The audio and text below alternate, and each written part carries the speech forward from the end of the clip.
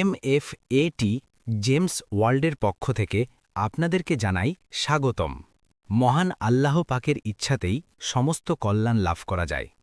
তিনি ওনার সৃষ্টির মধ্যে মানুষের জন্য অসংখ্য নিয়ামত দান করেছেন। এই নিয়ামতগুলোর কিছু আমরা খাওয়া বা সেবনের মাধ্যমে, আবার কিছু ব্যবহারের মাধ্যমে উপকার পাই। এই সৎ নিয়ামতের মধ্যেই রত্নপাথরও মহান আল্লাহ পাকের একটি নিয়ামত। রত্নপাথর তো অনেক রয়েছে, আর এদের সম্পর্কে অনেক আলোচনাও রয়েছে, কিন্তু আজকের ভিডিওতে আমরা জানব রক্তনীলা পাথর সম্পর্কে। রক্তনীলা পাথর একটি বিরল ও শক্তিশালী রত্নপাথর।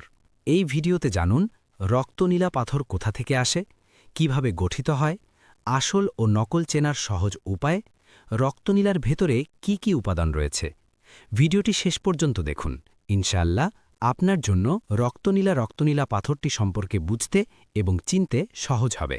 রক্তনীলা পাথর মূলত নীলা শ্রেণীর একটি বিরল রত্ন, যার গায়ে লালচে বা রক্তের মতো আভা দেখা যায়। এই পাথরের জন্ম হয় পৃথিবীর গভীরে উচ্চ তাপ ও প্রচণ্ড চাপে অ্যালুমিনিয়াম অক্সাইড থেকে। এর লালচে রং আসে মূলত ক্রোমিয়াম ও আয়রনের উপস্থিতির কারণে। রক্তনীলা সাধারণত শ্রীলঙ্কা, মিয়ানমার, থাইল্যান্ড ও আফ্রিকার কিছু অঞ্চলের খনি থেকে পাওয়া যায়।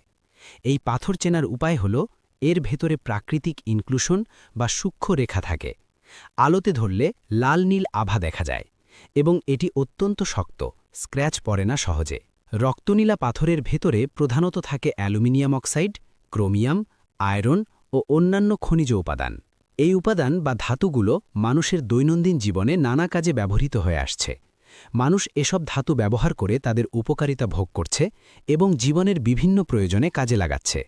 প্রকৃতপক্ষে আল্লাহ তাআলা মানুষের কল্যাণের জন্যই এসব নিয়ামত সৃষ্টি করেছেন, তাই মানুষের প্রয়োজন অনুযায়ী এসব ধাতুর ব্যবহার হয়ে থাকে। এখানে যে ধাতুগুলোর কথা উল্লেখ করা হয়েছে সেগুলো রক্তনীলা পাথরের মধ্যেই বিদ্যমান। আমাদের প্রয়োজন ও ব্যবহারিক চাহিদা অনুযায়ী আমরা এগুলো কাজে লাগাতে পারি। এই উপাদান বা ধাতুগুলো দৈনন্দিন জীবনে মানুষের নানাবিধ প্রয়োজনে ব্যবহারের উপযোগী এবং মানব কল্যাণে গুরুত্বপূর্ণ ভূমিকা রাখে। আমরা বুঝতে পারি এই পৃথিবীর সবকিছুই একটি উসিলা বা মাধ্যম মাত্র। উসিলা অর্থ মাধ্যম, আর এই মাধ্যম হতে পারে মানুষ, ফেরেশতা আলাইহিমুসসালাম, জিন অথবা আল্লাহ পাকের অন্যান্য সৃষ্টি। কল্যাণ দান করার মালিক একমাত্র মহান আল্লাহ পাক, আর বাকি সবই ওনার নির্ধারিত মাধ্যম। রত্নপাথর সংগ্রহ করতে অবশ্যই আপনার মাধ্যমটি নিশ্চিত করুন, তাহলে ইনশাআল্লাহ আপনার ভালো উদ্দেশ্য উসিলা স্বরূপ সফল হয়ে যাবে। বিশেষ দ্রষ্টব্য: প্রত্যেকটি ভালো জিনিস কেনার ক্ষেত্রে একজন ভালো ব্যক্তির কাছ থেকে কেনা অবশ্যই প্রয়োজন। বিস্তারিত জানতে এবং আসল বিভিন্ন রত্নপাথর কিনতে যোগাযোগ করবেন স্ক্রিনে দেওয়া নম্বরে। আজ আমরা জানলাম রক্তনীলা পাথর সম্পর্কে। আপনি যদি এমন আরও পাথরের ভিডিও দেখতে চান তাহলে ভিডিওটিতে লাইক দিন, মতামত কমেন্টে জানান, আর নতুন ভিডিও পেতে চ্যানেলটিকে সাবস্ক্রাইব করতে ভুলবেন না।